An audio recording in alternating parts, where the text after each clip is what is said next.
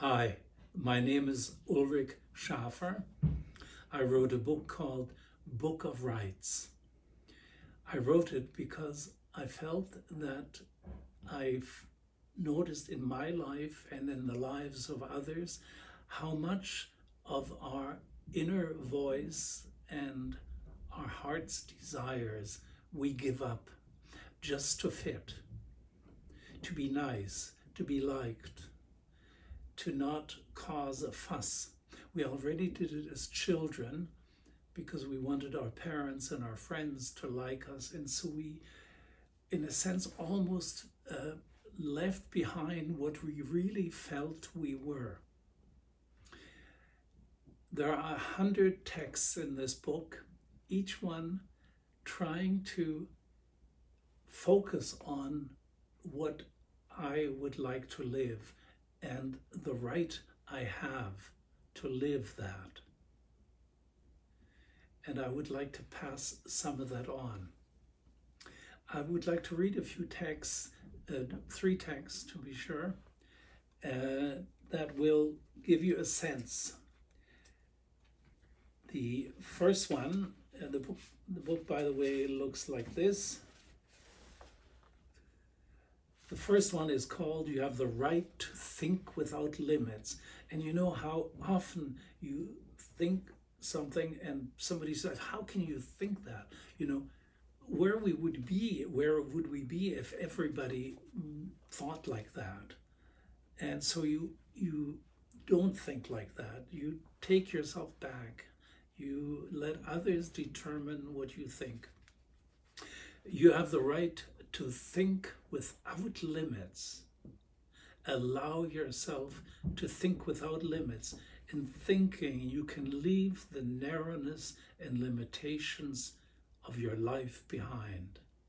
Once you are able to truly think for yourself, you will also find ways to overcome the narrowness of what is expected of you and live a more fulfilling existence. People will want to hold you back in many ways, warn you, talk down to you, belittle you, remind you of your duties. Someone will tell you, stay real, stay cool. And inside you will hear that tempting voice telling you that you have no right to live in an unusual way, that you are crazy for choosing different options, and that you should be realistic. But you have a right to think without limits.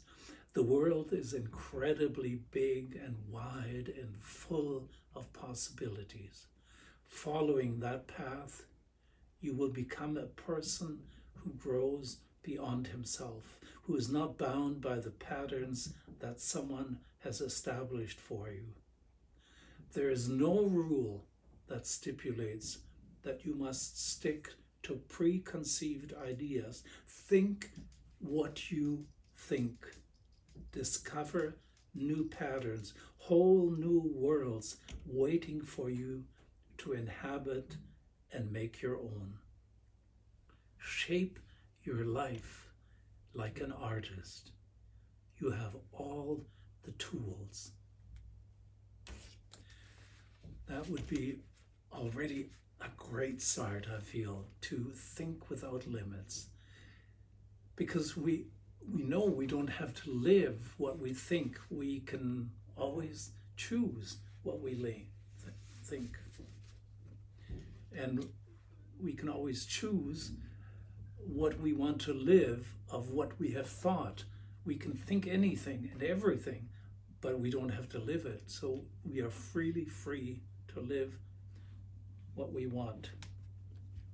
You have the right to make mistakes is one of these 100 rights.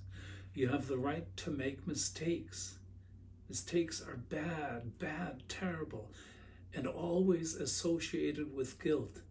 That's what you learned and absorbed deeply. You have become almost incapable of acting because the fear of making mistakes hangs over you like a thread.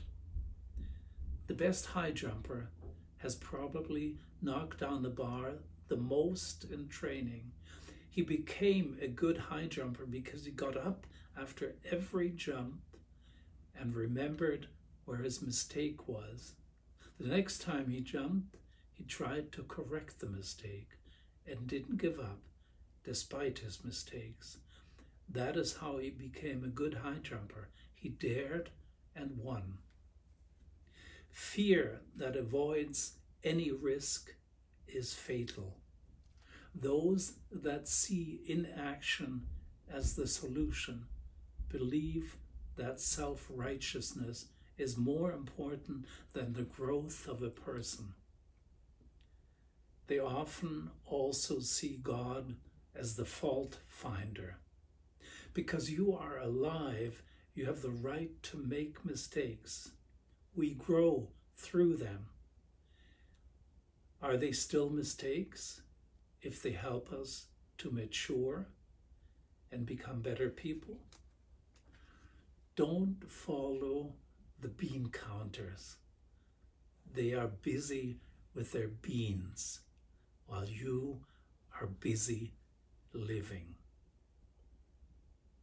I think it gives you a sense of what this book might be about and whether it appeals to you and whether you need somebody to help or a text to help you dare to live more from your heart. There's one last one. It's sort of the last text of the book. It's called Deep, Deep in You. And it kind of looks through the whole idea behind the book. These rights were buried deep in you when you were born. They will add to saving the world, your fellow beings, and above all, you. You were called to life, to live these rights. They are not an expression of a whim, not something just to beautify your life.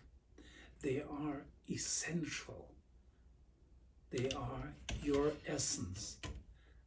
Guard them with your life, but also with your love.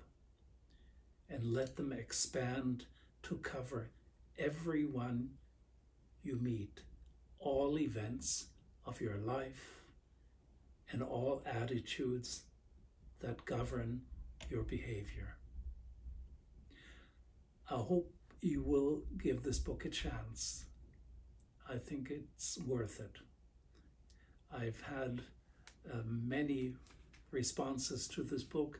It has sold 80,000 copies in Germany, and I heard from many people for whom this book was the beginning of a different life. Maybe not dramatically right away, but bit by bit they took charge of their life, which is of course what the subtitle of the book is, Taking Charge of Your Life.